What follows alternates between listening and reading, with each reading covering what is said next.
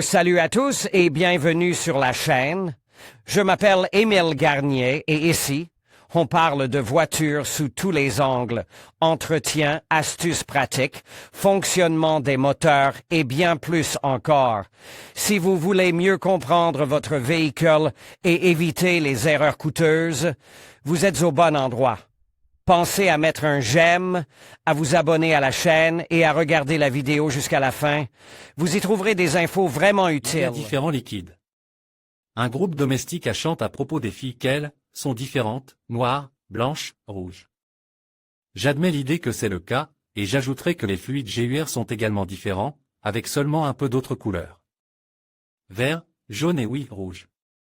Et si la chanson dit ensuite que, malgré la différence de couleurs, toutes ces filles, en général, ne différent pas beaucoup les unes des autres, la situation est plus compliquée avec les fluides, ils sont complètement différents.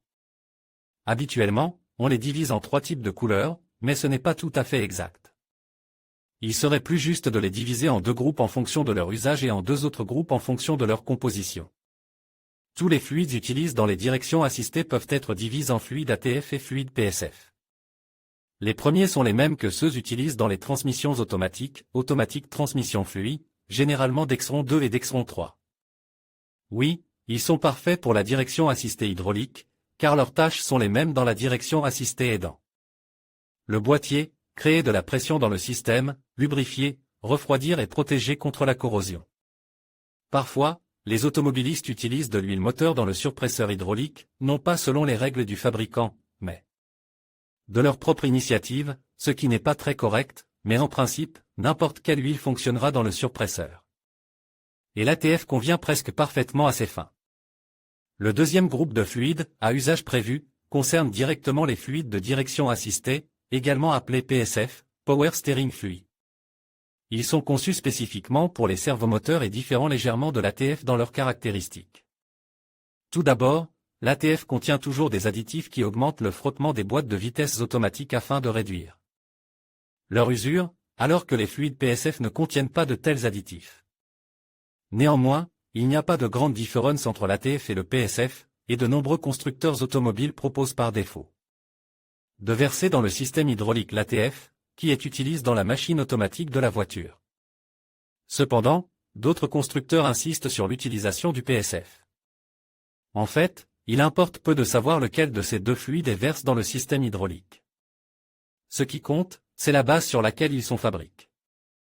Nous passons à la classification des liquides en fonction de leur composition et nous constatons que tout se passe exactement comme pour les huiles moteurs, la base peut être minérale ou synthétique. Quelle est la meilleure base? Il n'y a pas de réponse univoque à cette question. D'une part, le fluide synthétique a une viscosité plus stable à différentes températures. C'est une bonne chose, bien sûr, mais les fluctuations de température de l'huile dans la GUR sont-elles si importantes?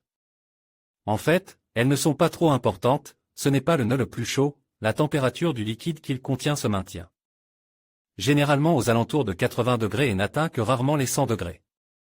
Mais lors du démarrage du moteur partant de gel, la pompe du GUR a du mal à fonctionner. C'est là que les fluides synthétiques se révèlent généralement meilleurs que les fluides minéraux, leur viscosité n'étant pas trop élevée, c'est-à-dire qu'ils s'écoulent mieux dans le gel, ce qui réduit la charge sur la pompe. En revanche, ils sont plus agressifs pour les parties en caoutchouc du système. Sur les nouvelles voitures, ce n'est pas si terrible, on utilise davantage de latex, qui n'est pas affecté par les synthétiques. Mais sur les vieilles voitures, il peut y avoir des problèmes avec les fluides synthétiques.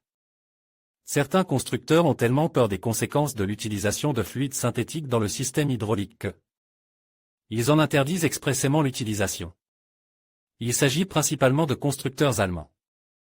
C'est là que l'on comprend pourquoi certaines voitures n'ont que du liquide jaune et non du rouge. Problème de couleur. Le liquide de couleur jaune est généralement du PSF, conçu pour la direction assistée. Il peut être à base minérale, le plus courant, ou synthétique, rare. Le fluide rouge en vrac est l'ATF, Dexron 2 ou Dexron 3. Il est généralement synthétique, mais ce n'est pas non plus indispensable. Les fluides verts, qui en douteraient, peuvent également être à la fois minéraux et synthétiques. La difficulté réside dans le fait qu'il est impossible de déterminer sans ambiguïté le type de liquide à partir d'une seule couleur. Et il est absolument impossible de mélanger un liquide synthétique et un liquide minéral. C'est d'ailleurs la principale règle à suivre pour le remplissage. Synthétique pour synthétique, minéral pour minéral. Et il faut regarder non pas la couleur, mais ce qui est écrit sur le bidon, la couleur peut tromper. La deuxième règle est qu'il est inadmissible d'utiliser de l'huile synthétique dans les voitures pour lesquelles le constructeur recommande de l'huile minérale. Si la recommandation n'est pas respectée, vous risquez de perdre le système hydraulique en raison de l'endommagement des pièces en caoutchouc qui ne résistent pas à l'huile synthétique. Troisièmement, vous devez être très prudent lorsque vous mélangez l'ATF et le PSF, car le premier fluide est probablement à base synthétique, tandis que le second est probablement à base minérale. Toutefois, si la base des deux fluides est la même, ils peuvent également être ajoutés l'un à l'autre.